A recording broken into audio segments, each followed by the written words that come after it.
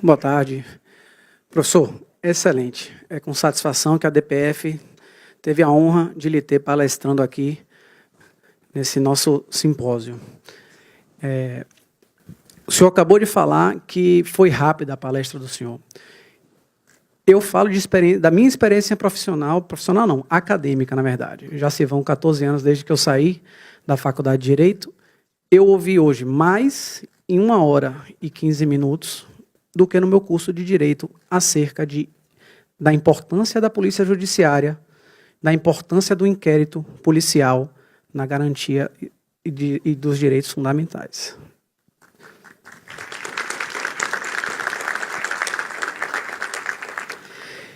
E hoje, a importância maior dessa exposição que o professor fez, ela é exatamente ao meio acadêmico, onde poucos ainda são os profissionais de segurança pública, profissionais policiais, delegados ou de outros cargos que têm a oportunidade de frequentar as faculdades de direito, principalmente. Pouco se fala da importância do trabalho policial. Eu convido aos alunos de direito que ainda estão estagiando, têm frequentado os fóruns criminais, convido os senhores a folhear autos criminais e identificar autos criminais que estejam lá com a denúncia que não seja lastreada em material probatório colhido em sede policial. Eu posso imaginar que não será 1% que vocês encontrarão lá que não foi objeto de trabalho da Polícia Judiciária. E isso vem ao encontro do que o professor expôs. Se o inquérito é dispensável, por que 99% do trabalho policial está sendo aproveitado lá?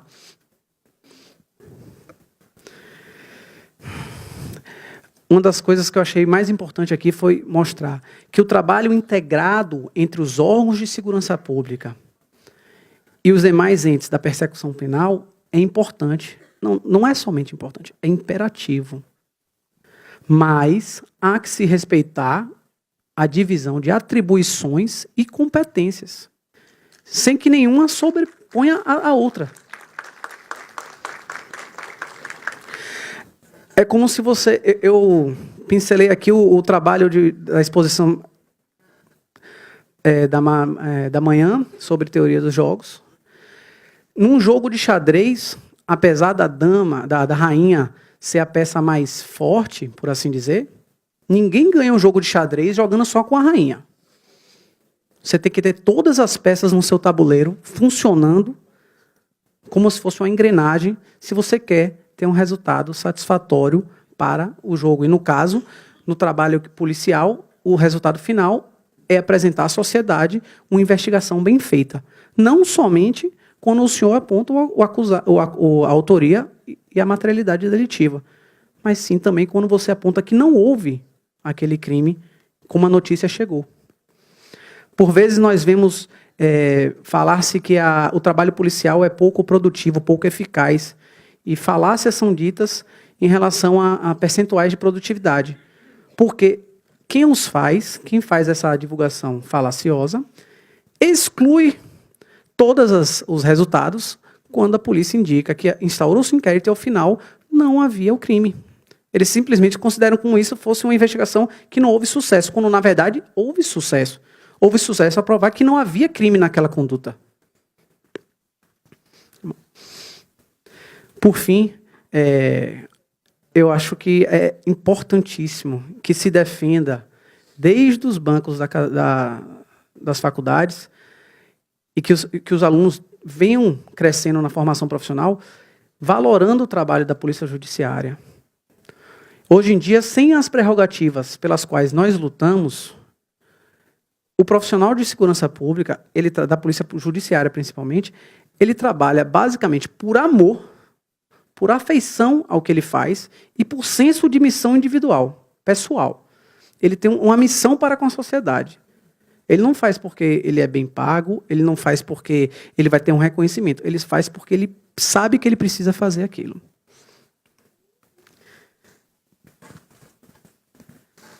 Vou passar aqui as perguntas da nossa plateia. senhor já expôs isso aqui na sua fala, mas, de qualquer maneira, eu vou homenageá-la.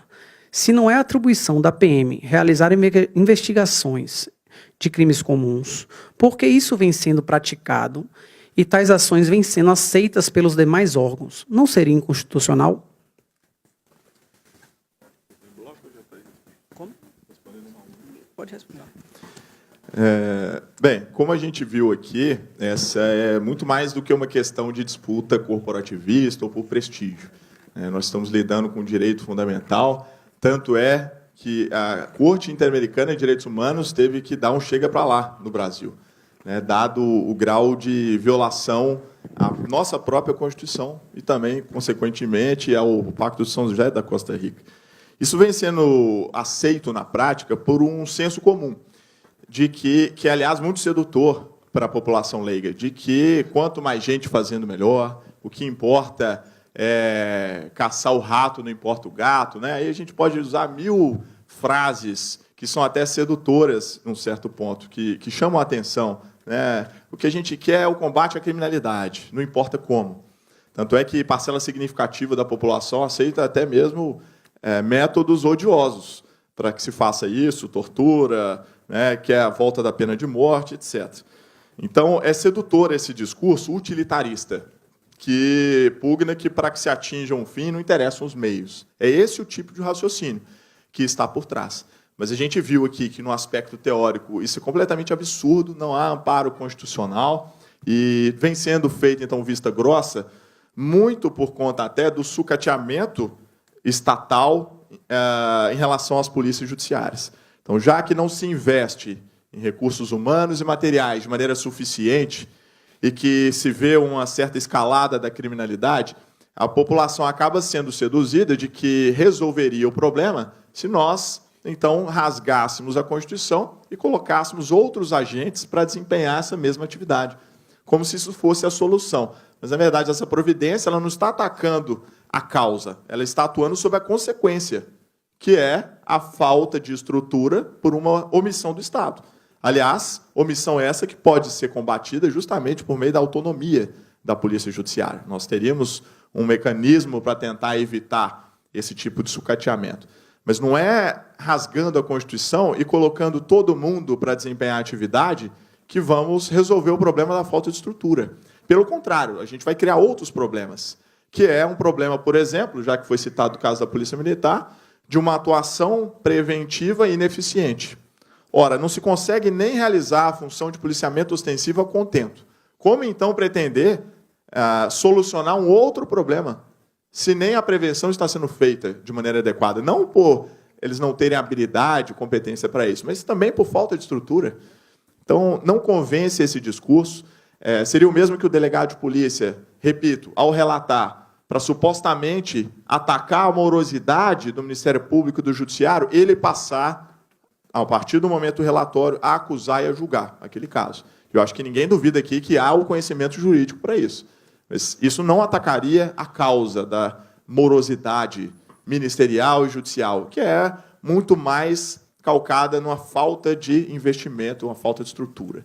Então, esse discurso ele é extremamente sedutor, realmente, para a população leiga. O que não dá para aceitar é que pessoas com um mínimo de conhecimento jurídico continuem sustentando esse tipo de ação. Porque, muito mais, repito, do que um problema interinstitucional, isso causa reflexos nos direitos das pessoas. Excelente. Já respondeu a pergunta que eu mesmo faria.